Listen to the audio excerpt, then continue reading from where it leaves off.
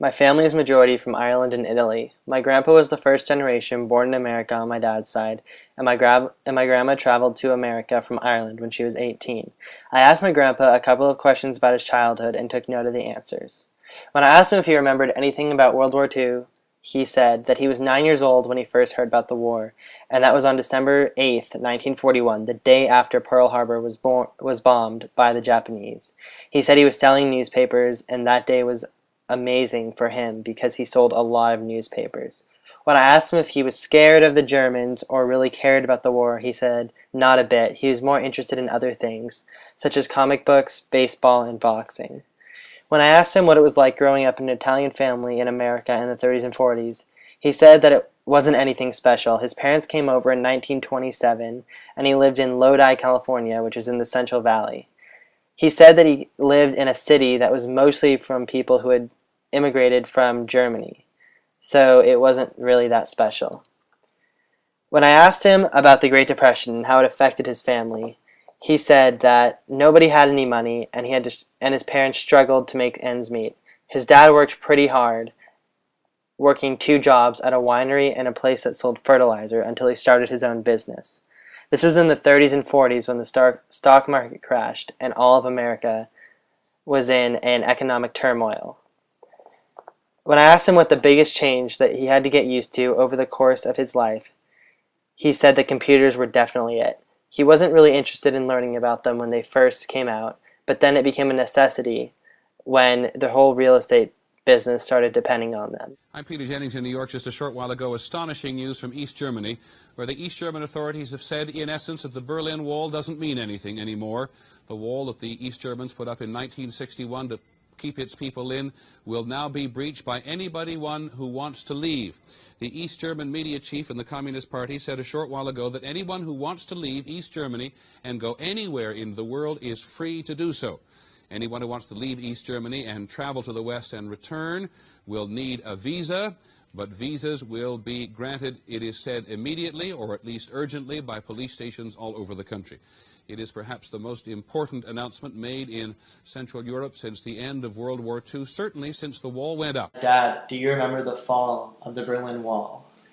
I remember the fall happening while in college, and while I didn't watch a lot of TV in college and didn't get a newspaper, it was pretty big news back then, and you'd catch bits and pieces of it, and you realize what was happening was, East Germany and West Germany were combining and becoming kind of a one Germany. The reason it was a big deal is that it was kind of the end of a communist state with East Germany, and there was a lot of attention being played on communist governments falling and that type of a thing. So it was a pretty big deal. I remember the wall coming down, and what you remember about it is that the graffiti on the wall, the pieces of the wall that people were trying to sell and market, and it was an interesting thing from that perspective, but more importantly, I think what you remember was that people were pretty excited of the fact that you had a unified Germany now, and that it was the fall of a communist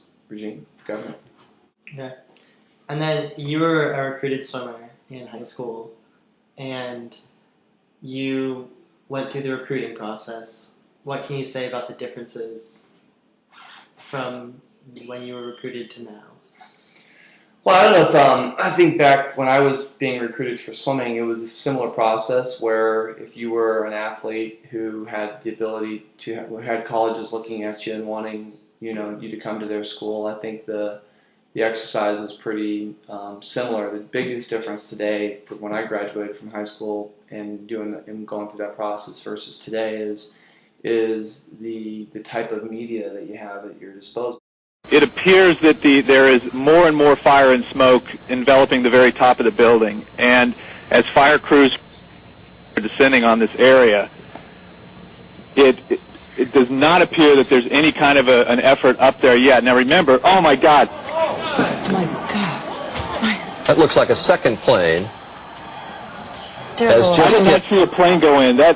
That just exploded. We just saw another plane coming in from the side. You did. That was out of yes, and that's view. The second explosion. You could see the plane come in just from the right-hand side of the screen.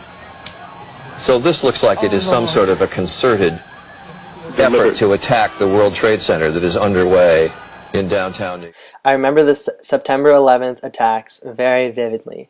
I was only 6 years old, but I specifically remember going to school and having them tell me to go home. When I went home, I watched that exact clip I just showed you on television. I didn't really understand what was going on or who was doing this, but I did know that a lot of people were dying and that this was a really big deal. I was only 6 years old and I still remember this event. On May 2nd, terrorist Osama bin Laden was shot. I specifically remember this event because it was last year during freshman year. I was online when I read a post on Yahoo News that said something about him dying. This was confirmed later by President Obama. I remember being filled with joy that he had been killed and knew this was a very big moment for the United States and President Obama.